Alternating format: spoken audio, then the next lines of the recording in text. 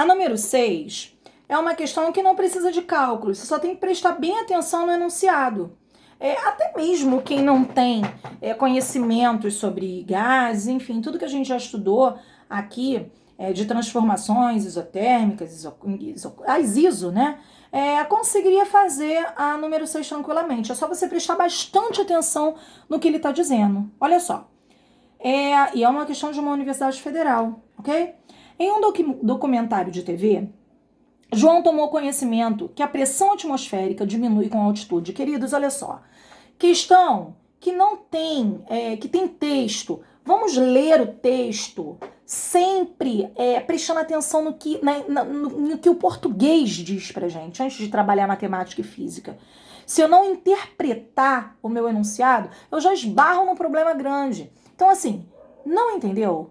Lê novamente. Tenta traduzir o que está escrito ali, tá? Porque aí vai te facilitar tanto na matemática quanto na física.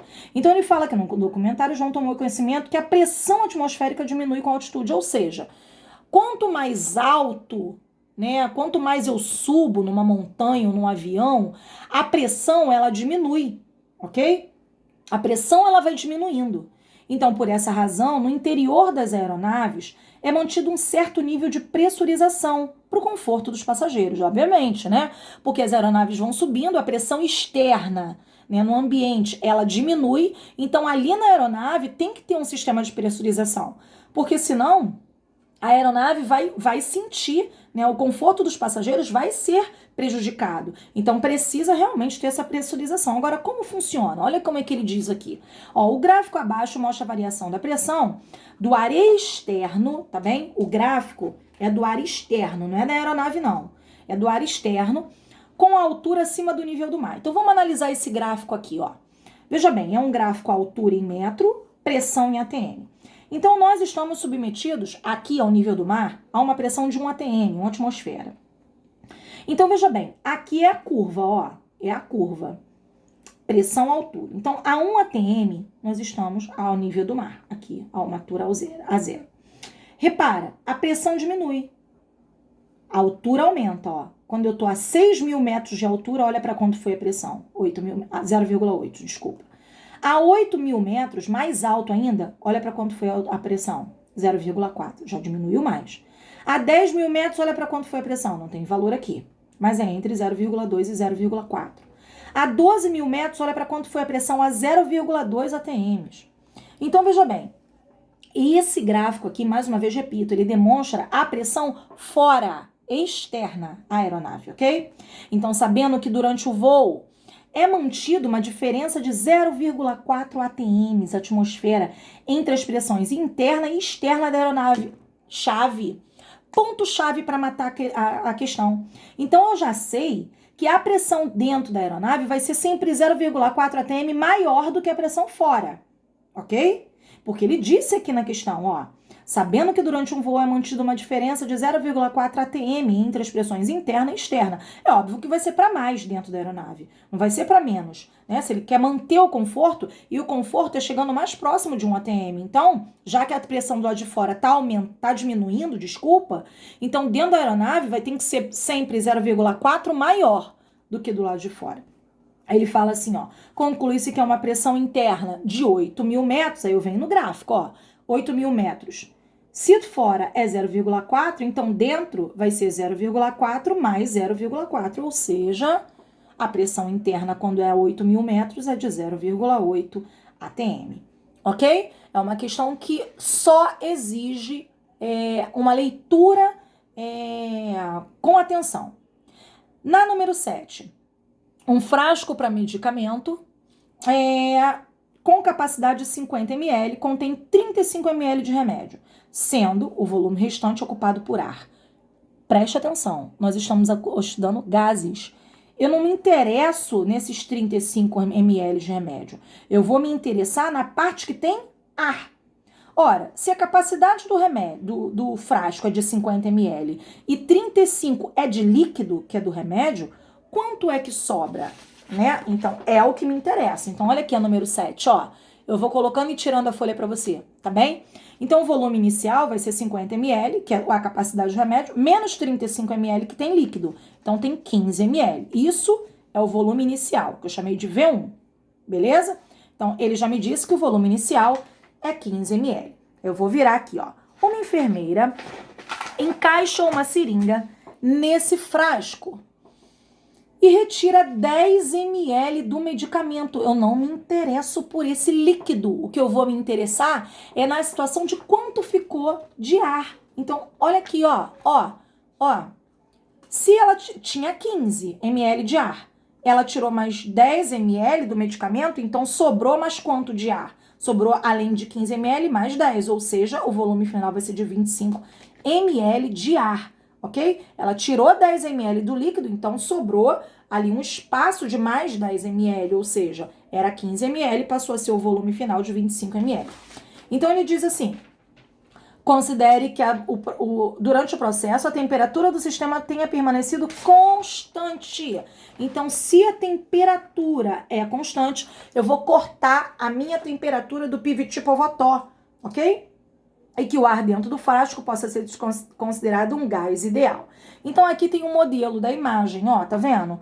Ar 35 ml. Então, tirou mais 10 ml, ficou mais 10 ml de ar, beleza? Então, ficou mais 10 ml de ar. Na situação final, em que a seringa com o medicamento ainda estava encaixada no frasco, a retirada dessa dose fez com que a pressão do ar dentro do frasco passasse a ser, em relação à pressão inicial, repara que a resposta é em porcentagem. Então, vamos analisar. Ele quer saber da pressão. A pressão final em relação à inicial. É isso que ele perguntou. Então, vamos atrás do PVT Povotó. Se ele disse que a temperatura é constante, eu cortei PVT Povotó. Temperatura é igual, então cortei. Fiquei só com PV igual a PV. PV1 igual a PV2. Situação inicial, situação final. Veja bem, aqui eu analisei com você, já que o volume inicial é 15 e o volume final é 25. Então, veja bem, a pressão, ele não deu nem inicial nem final. Ele quer uma relação entre uma e outra. O volume inicial vai ser 15 ml, como a gente viu aqui, e o volume final 25 ml. Então, fazendo essa relação, veja bem, isolei aqui, ó, isolei P2. Peguei o 25 e joguei para lá. Então, fiquei P1 vezes 15, ó. P2 é igual a P1 vezes 15 sobre 25. Beleza? 15 dividido por 25 vai dar 0,6. Então, a pressão final é igual a 0,6 da pressão inicial. 0,6 corresponde a 60%. Então, P2, a pressão final, é 60% de P1. O que isso quer dizer? Se ela é 60% de P1, isso quer dizer que ela é 40% menor que P1, que é quanto falta para 100%, ok? Repetindo, se P2 é 60% de P1, veja bem, P2 é 60% de P1, então P2 é menor do que P1, ela só é 60% de P1. Então, se ela é 60% de P1, ela vai ser 40% menor do que P1. É o que acontece aqui, ó. Ela vai ser 40% menor do que P1. Resposta correta, então, letra D, ok? Questão de número 8. Então, na questão de número 8, ele diz assim: em algumas situações de resgate, bombeiros utilizam cilindros. Ai, peraí, deixa eu acoplar aqui. Para você ver. Número 8. Tá. Em algumas situações de resgate, bombeiros utilizam em cilindro de ar comprimido para garantir condições normais de respiração em ambientes com gases tóxicos. Esses cilindros, cujas características estão indicadas na tabela, deixa eu ajustar aqui, alimentam máscaras que se acoplam ao nariz. Quando acionados os cilindros, fornecem para a respiração a cada minuto cerca de 40 litros de ar. Importante essa informação, por isso eu escrevi aqui, ó, 1 minuto, 40 litros de ar, ok? A pressão atmosférica é 1 atm, já anotei aqui, ó, anoto tudo para não me perder. A pressão atmosférica e temperatura ambiente. Se a temperatura é ambiente, a temperatura é constante, ela não está variando, tá? A gente tem que saber traduzir o que está dizendo aí. A temperatura ambiente, olha, a temperatura ambiente não está, é a mesma temperatura, ok? O tempo todo. Nesse caso, a duração do ar de um desses cilindros seria de aproximadamente. Então, veja bem, eu considerei aqui, ó, o que tá, as informações da minha tabela. Ele me diz que o volume é 9 litros, a pressão interna 200 atm. Então, se a temperatura é constante, PVT por Votó, tirei T. Pressão 1, pressão interna, né, no caso, 200. Volume inicial, 9. P2, 1, né, 1 atm. E volume é o que ele quer. Ó, nesse caso, a duração de ar eu tenho que descobrir o volume. Por quê? Ele me diz aqui, ó, que a cada 1 minuto tem 40 litros de ar. Então, eu tenho que descobrir o volume, para assim eu descobrir o tempo, ok? Então, eu tenho que descobrir o volume final. Então, aqui, 200 vezes 9, 1.800 litros, é igual ao volume final.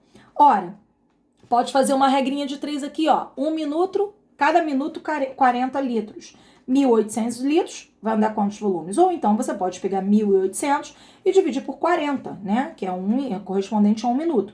Assim você encontra que são 45 minutos. Aí colocando para você observar.